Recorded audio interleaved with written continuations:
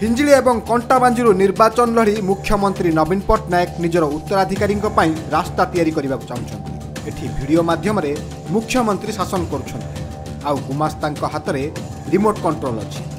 BK Pandian हाथ में ओडिशार शासन भार देवाई मुख्यमंत्री नवीन पट्टनायक एपरी एक षड़यंत्र करिसेंति बोली राज्य बीजेपी पूर्वतन सभापति समीर महांती कहिसेंति। एही निर्वाचन पर गोटे आसन मुख्यमंत्री छाड़देवे और सेठारे उपनिर्वाचन हेले पांड्यान को प्रोजेक्ट कराजिबो बोली समीर कहिसेंति। वर्तमान राज्य रे निर्वाचन आसन्न प्रथम फेजर निर्वाचन आज स्क्रूटिनी चलछि। राज्य रे शासन विगत वर्ष मानकरे मुख्यमंत्री वीडियो माध्यम रे शासन करुछन्ति, किंतु सभारे जे गुमास्ता आउ रिमोट कंट्रोल धरिकी बाबू पांड्यान अछन्ति। ए परिप्रेक्षी रे मुख्यमंत्री दुईटी आसन रे नॉमिनेशन करुछन्ति। तार उद्देश्य संपर्क रे ए प्रेस वार्तालाप रहुछि। दुईटी आसन रे विगत दिन मानक निर्वाचन लड़ीते से पश्चिम ओडिशा रे एवं करदाता मानकर पैसा को पुणी गोटे आसन छाड़ी से उपनिर्वाचन करते। वर्तमान ये जो निर्वाचन लड़ुंट आर गोटे महत्वपूर्ण उद्देश्य रही। से उद्देश्यटी हूँ से आसन गोटे छाड़े जो जदि छाड़ती कंटाबांजी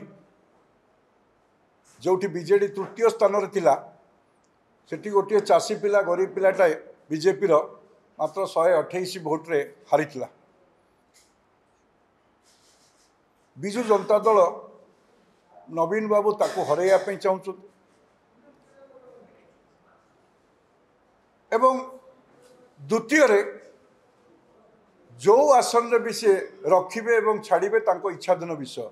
किंतु गोटे कथा सुनिश्चित होईची जो भली भाव में आमे विगत दिन मानक कही आसुलु शासन किए करुची और मुष्टिमेय ऑफिसर माने राज्य रे को भली भाव में शासन को हाथ को नहीं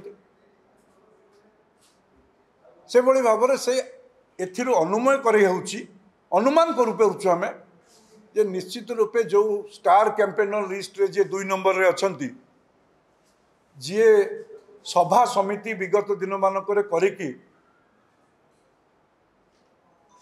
ओडिशा सारा बुलीचंती एवं तांकर पोस्टर रे रखिचंती से बाबूंकर फोटो को आमे बार बार कहिचु जे एठी जनप्रतिनिधि मानक ओडिशा रे गणतंत्र विपन्न होईची। लोक माने जो भोट देकी पठेइथिले जनप्रतिनिधि मानकू एमएलए हुंतु मंत्री हुंतु सांसद हुंतु किए ट्रैफिक जगलानी तो किए टेंट रे पकेलानी किए खाया पीवा जोगाड़ कलानी किए लोकों को आनिकी पहुँचेबार सभारे कलानी कि सभारे जड़े व्यक्ति तो तांको पे गोटे आसन छाड़िबे एवं से आसनटी छाड़ी तांकर उद्देश्य स्पष्ट होईची लोकों पाखरे से बाबू को आनिबे एवं शासन दायित्व तांको हाथ में अर्पण करिवे। भुवनेश्वर वीडियो जर्नालिस्ट नीलकंठ साहू सहित कपिलास बेहेरा रिपोर्ट खबर ओडिशा।